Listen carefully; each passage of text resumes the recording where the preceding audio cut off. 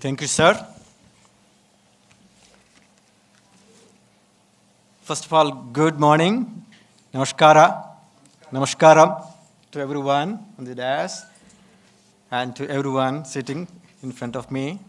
First of all, I want to thank Hariprasad Garu for taking time to organize this event so beautifully. And I'm grateful to you, sir, for giving me the opportunity to be with Kannadiga friends, making new Kannadiga friends, and making connection back with the friends that I have already made. One of my friends, Pratap Reddy Garu here. We met in Hyderabad recently, and then he also here. He belongs to Bangalore. Thank you, sir, for coming. Before I say anything else from here, I like to say that Gurajada, he stands for a social reform thoughts that he wanted to write about. He was a strong supporter of women and women's cause. Therefore, it's appropriate that we recognized Mrs. Hariprasad today on this occasion when we are talking about his books and his works and his life. In addition to that, I like to invite all the women here who are in front of me and the audience to come and be with us on this stage, because that's more appropriate way of paying tribute to Mahakavi Gurajada Apparao Garu. Therefore, I sincerely request all of you, ma'ams, to come and share the dais with us for a few minutes so that we pay a strong tribute to Gurajada Garu.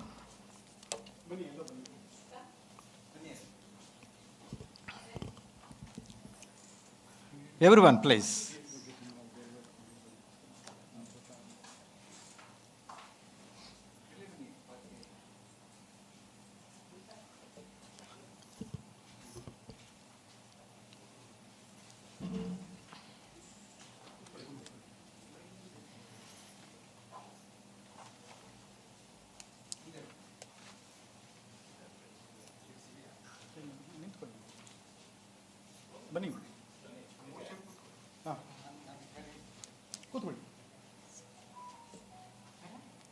Please.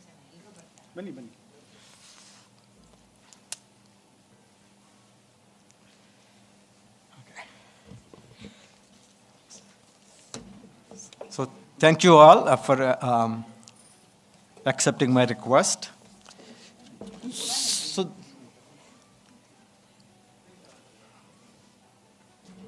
thank you everyone. For please.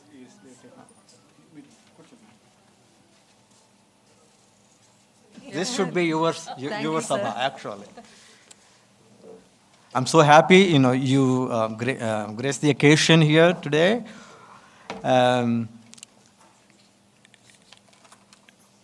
This project actually is 2 years old. The book that was initially published in Telugu language, which was a compilation of all Gurajada's short stories, along with commentaries by eminent scholars, was brought to light 2 years ago approximately.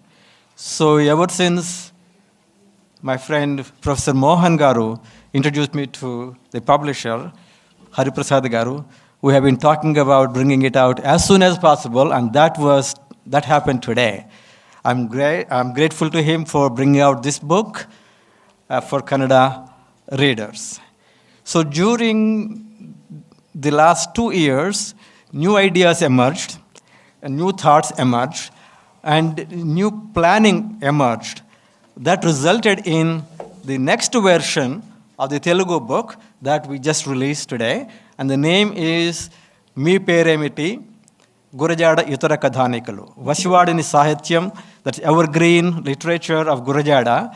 One of the names of his stories, one of the name of one of the stories is Me Peremiti. I'm sure some or more than one person is going to talk about that story as well. That's a very provocative short story. I'm also sure that Mohan Garu and others will introduce Gurajada in different context than I am going to do briefly. Gurajada was credited to be the first short story writer in Telugu language. I think he has many firsts, but one of them is he was the first Telugu short story writer.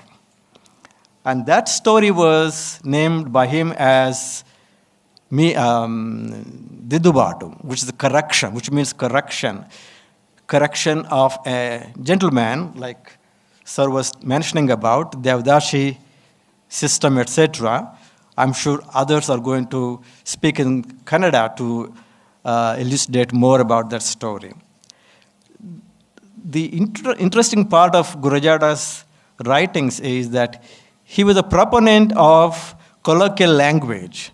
During his time, Sanskritized Telugu, which is Grandhika Bhasha that we know, and I just heard that Mohan sir and Babu Krishnamurthy sir translated Potana Bhagavatam into Kannada. So the Potana Bhagavatam, whoever read, is Grandhikam, complete Grandhikam.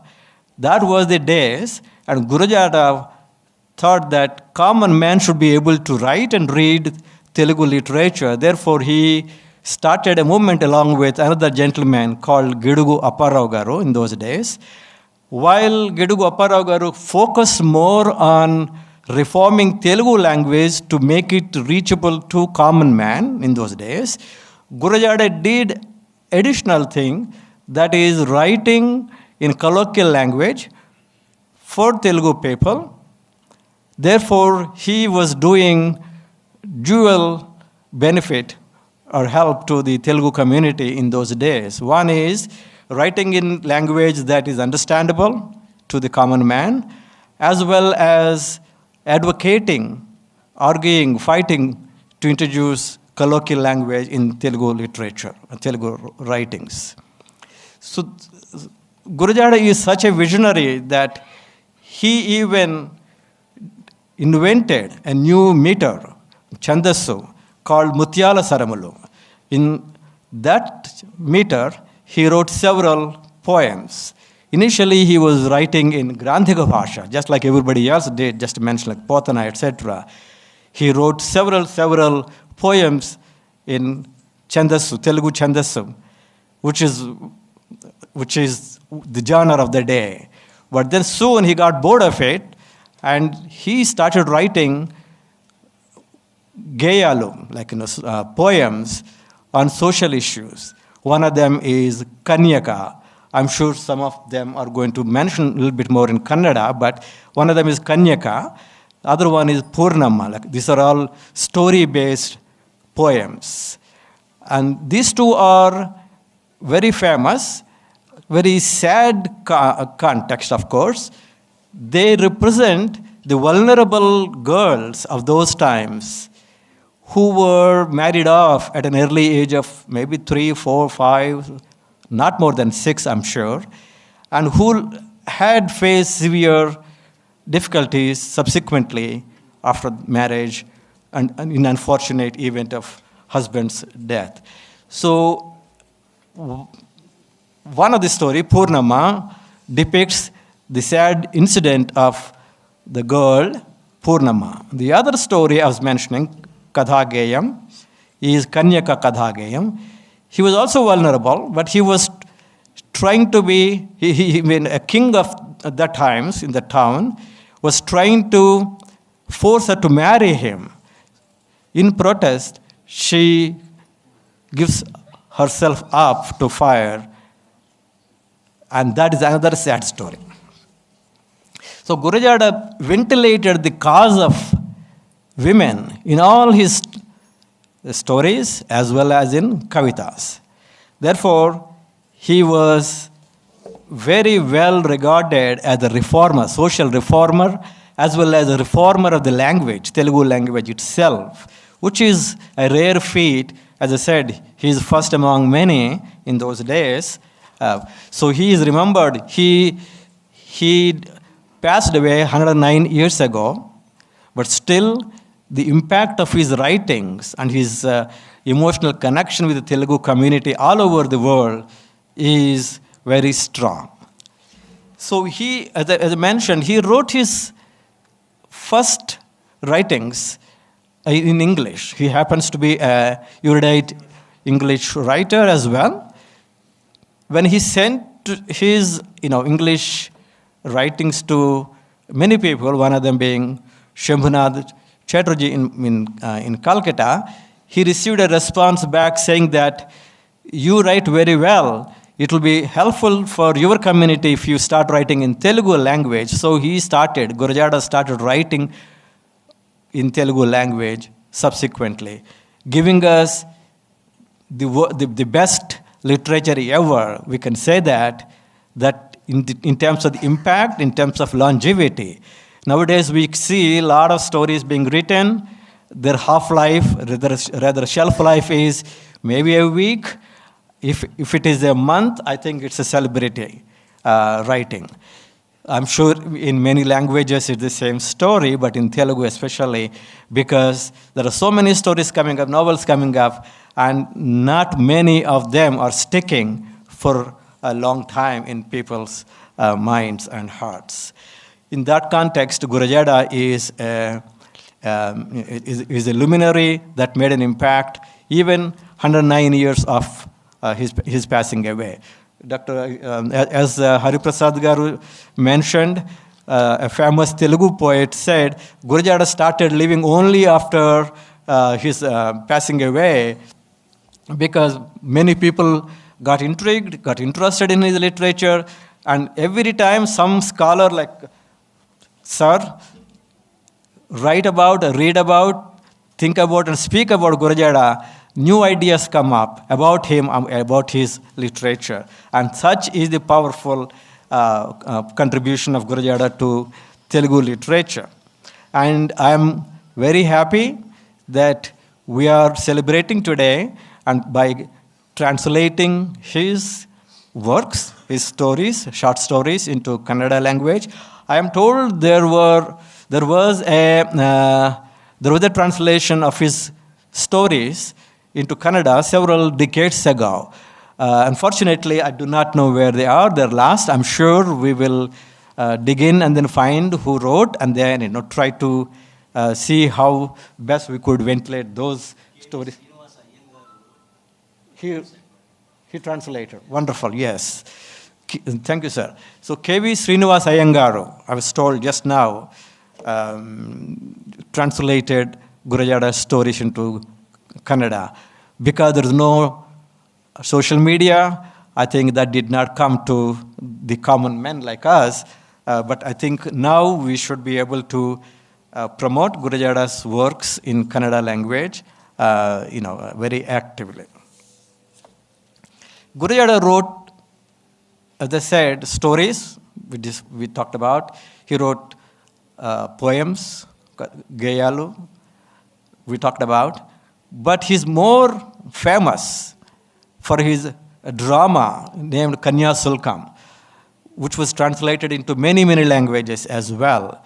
It was translated into Kannada for sure. Again, I do not know, sir, who did that, but I was told it was translated into Kannada also. It was translated into many other languages, but unfortunately, we do not have a record of where those translations have been or are.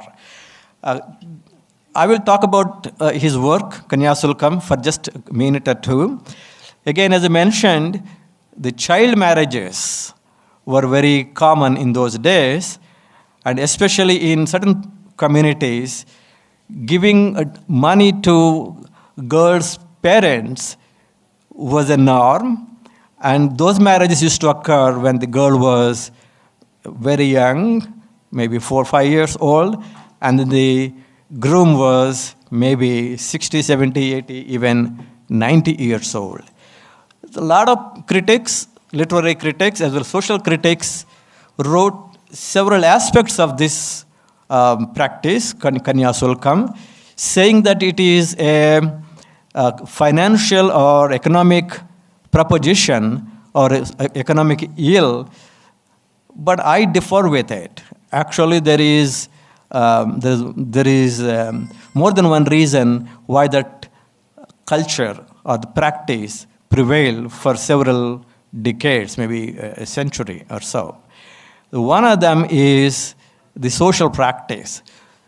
I call it superstition.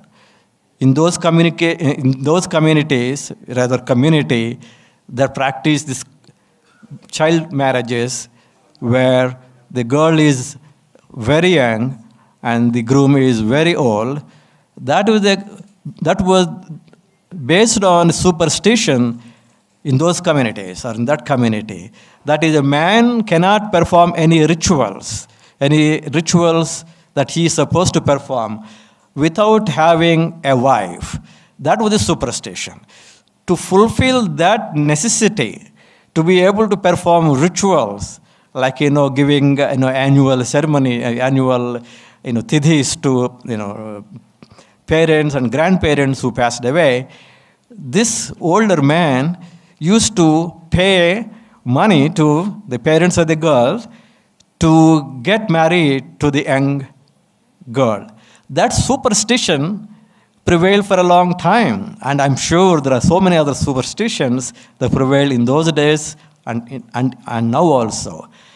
It may be a little bit surprising to some or many here that the child marriages are not new to those days, not new to India, not new to one part of the India or the other, but throughout India as well as throughout Asian countries as well. If you go to Vietnam, China, and other Asian countries, child marriages are prevailing even today. You may even be shocked if I say that child marriages are prevailing even in the United States of America, even today. So that phenomena is not a new thing, but the force behind the practice or the reasons for the practice could be varying among many different communities, countries, etc., etc. There's a lot needs to be done in terms of research into these aspects even today. But a visionary like Gurajada saw this problem prevailing in those days, more than 100 years ago, and sympathized with the cause of girls and women, and he tried to use his pen to fight against that evil or ill practice. I'm very happy to be here with you, and I'm very happy for the opportunity to be with all the luminaries here on the stage, as well as men and women sitting in front of me. And I really thank the publishers of the book for bringing it out, Telugu version into Kannada, and promoting it. Thank you so much.